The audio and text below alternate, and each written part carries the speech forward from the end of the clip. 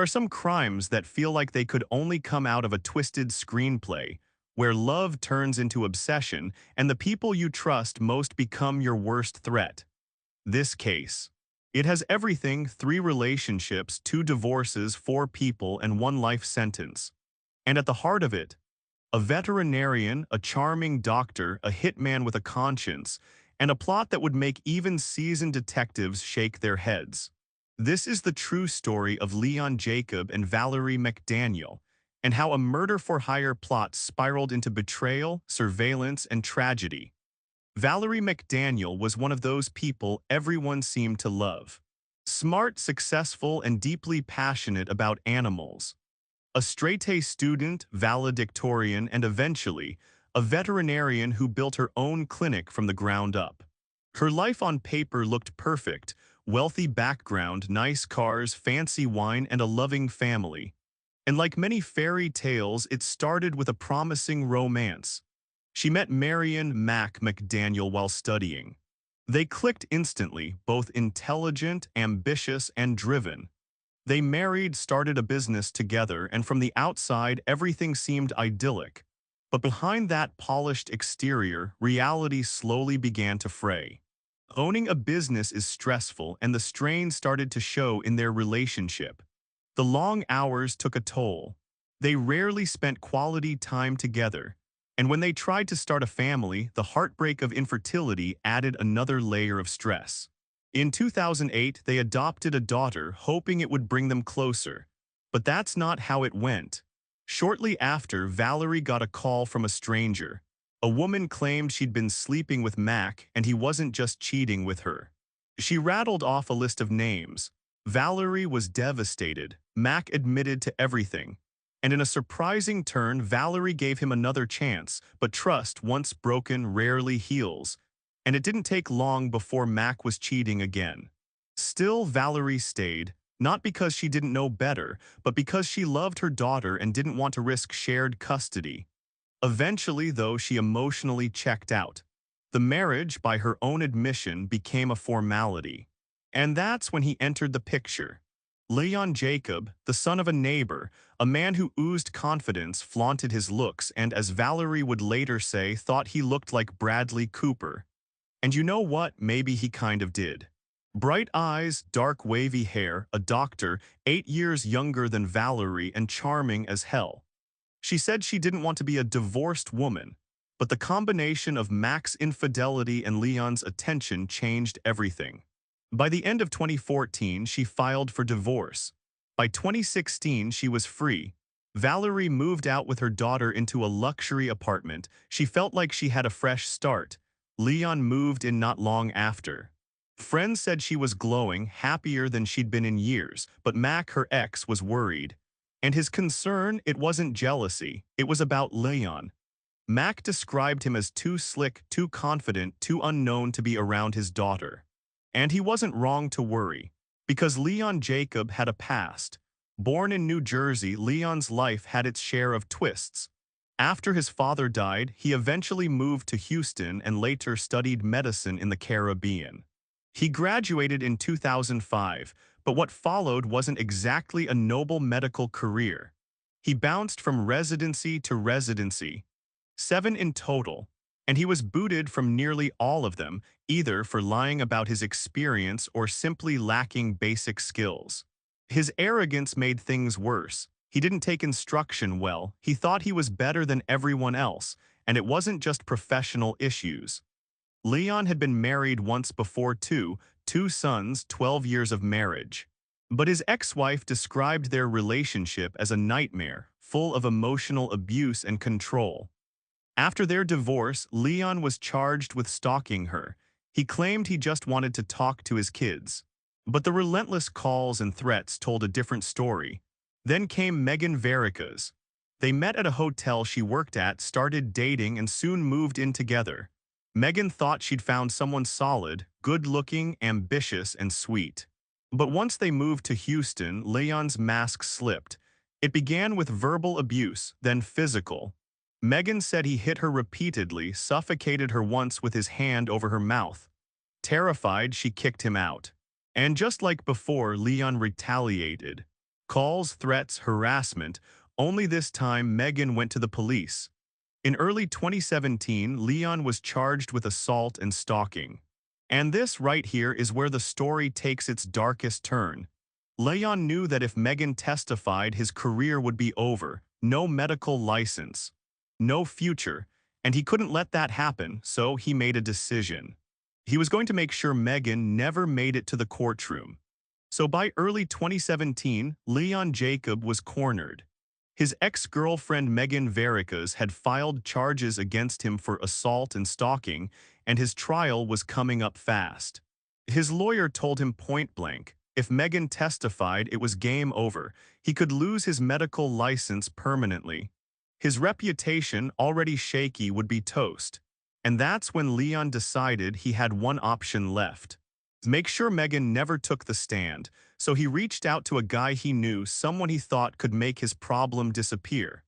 A man he believed was capable of murder, but the irony here, the hitman Leon hired wasn't a killer at all. His name was Taz, a former soldier with no interest in violence anymore. Leon knew him only as Zach, a name Taz made up on the spot. And what Leon didn't know was that Taz had no intention of hurting anyone. Instead, when Leon laid out his murderous plan, Taz made a very different decision. He decided to save a life, not take one. Leon had it all mapped out. He didn't just want Megan scared. He wanted her gone one way or another. And the plan, it had 3 stages. Stage 1, scare Megan into getting back together with him. Stage 2, if that didn't work, scare her enough to leave town and not testify. 3. Stage 3, and if that failed, murder. Leon paid Taz $9,000 to kill her. But Taz, being ex-military and a man with a conscience, took the money and went straight to the authorities. He told them everything.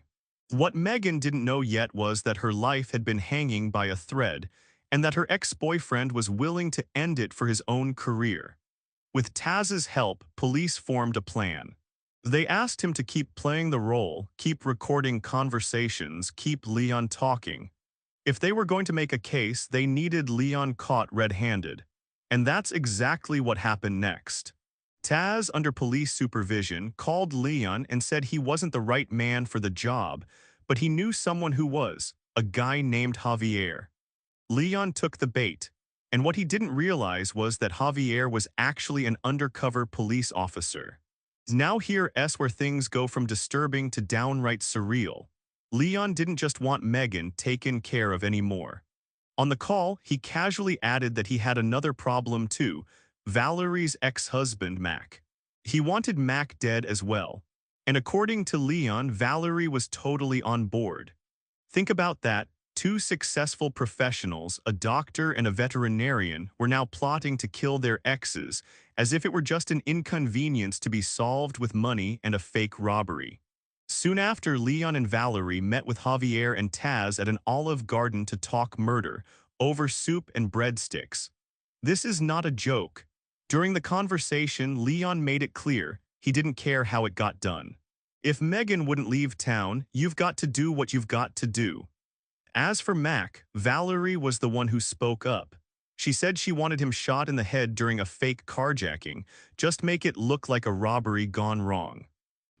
She even said, I for sure want to go through with this. I don't have any other option.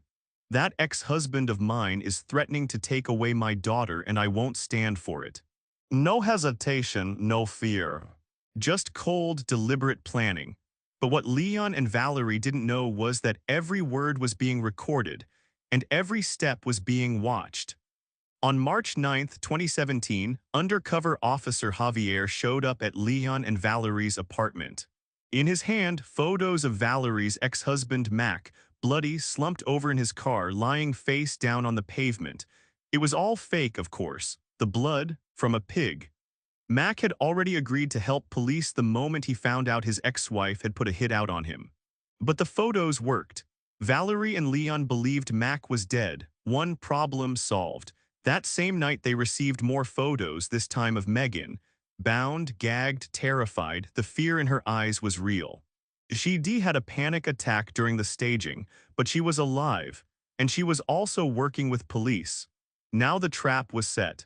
Early the next morning, 3 a.m. to be exact, police knocked on the couple's apartment door. They told Valerie that Mac had been found shot to death.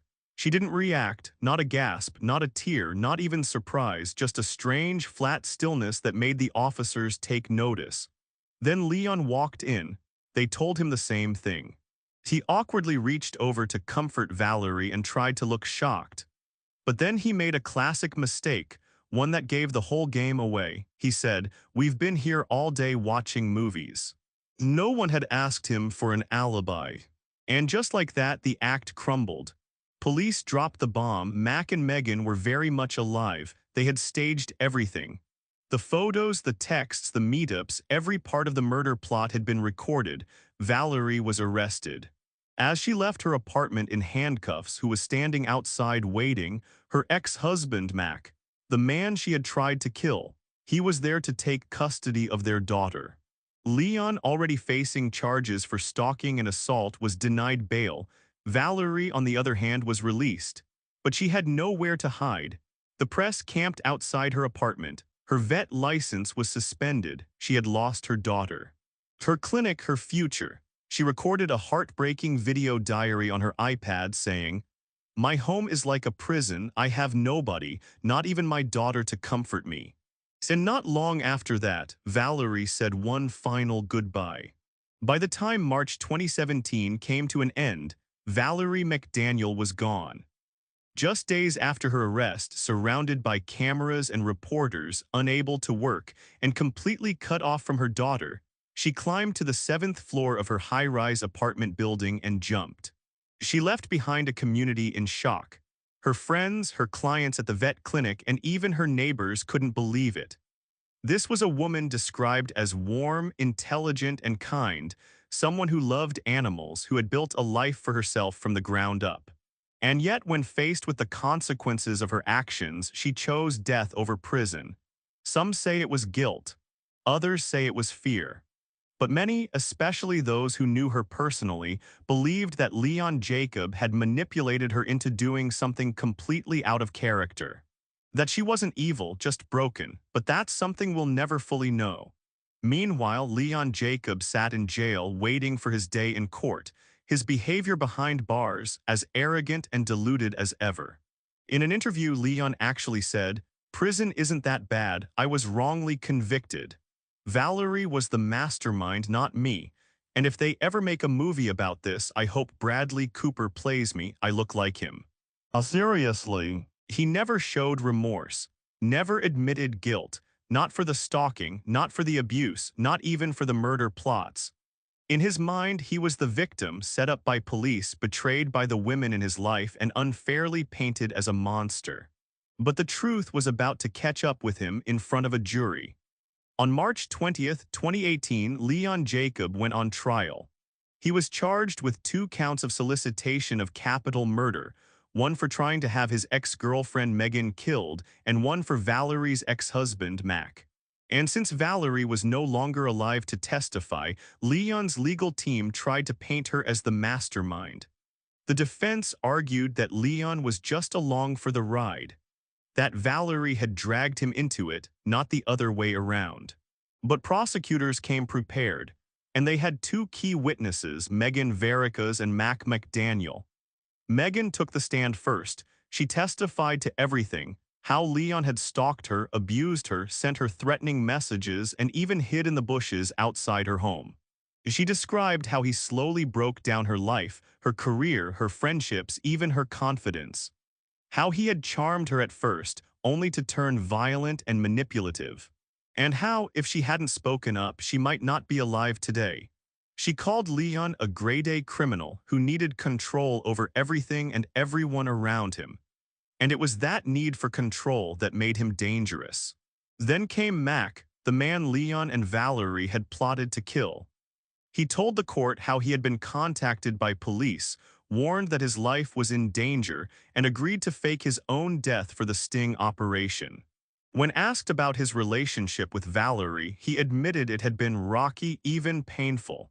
But even he couldn't believe it had come to this. When Leon took the stand, he doubled down on the lies. He claimed he never asked anyone to kill Megan or Mac. That Javier, the undercover officer, had baited him into the conversations. That he was only trying to scare Megan into dropping her charges so he wouldn't lose his medical license. But prosecutors weren't buying it. They reminded the jury that Leon never once tried to stop the fake hit. When shown photos of Megan bound and gagged, he showed no hesitation. He didn't ask, "Is she okay?" He didn't say, "Please don't hurt her." He was satisfied. And when they played back the recordings of him casually discussing how he wanted both Megan and Mac taken care of, well, there was no talking his way out of that. Then, during sentencing, the prosecution made a powerful final move. They brought in Leon's ex-wife to testify. She described years of escalating abuse, the verbal attacks, the physical violence, and one moment that would stay with the jury forever. She was pregnant with one of their sons. They were arguing. He became violent, grabbed her by the head, and smashed her face into the kitchen counter. She raised her legs to protect her stomach as he started kicking her. She said, "He told me if I ever left him, he would kill me and no one would ever find my body. That as a doctor, he had access to chemicals that would dissolve me completely." It was horrifying and completely consistent with everything Megan had said. Everything Valerie had likely lived through too. The jury didn't need long. After just over an hour of deliberation, they came back with a guilty verdict on both counts of solicitation of capital murder. Leon Jacob was sentenced to life in prison. He won't be eligible for parole until 2047, at which point he'll be nearly 70 years. So what happens now? Megan Vericas has rebuilt her life stronger than ever. In her words, "I lost everything to him, my house, my friends, my career. But now, the girl he called poor and uneducated is the reason he will never be free again." Mac McDaniel has custody of his daughter. He still grieves for the Valerie he knew, but he's moved on for her. And Leon, still in prison, still blaming everyone but himself. But there's one part of this story that doesn't get talked about much: the children. Leon's two sons, Valerie's daughters, they didn't have to stand trial. They weren't part of the assassination plot. But they're the ones who have to grow up with the consequences. Valerie's daughters will forever know that their mother fell from a 7th-floor balcony, pushed to despair by a plot that began with love and ended with betrayal. Leon's sons will grow up knowing that their father not only abused their mother, he tried to kill her. They are the silent victims of this tragedy. Innocent lives caught in a spiral of selfishness and control.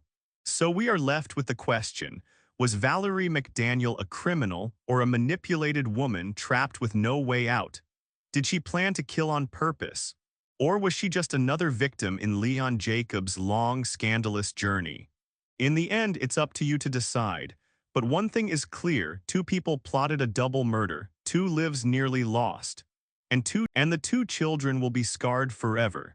If you found this case as shocking and heartbreaking as we did, be sure to like, comment, and subscribe. Share your thoughts below. Was Valerie a victim or a villain? And what do you think drove Leon to such extreme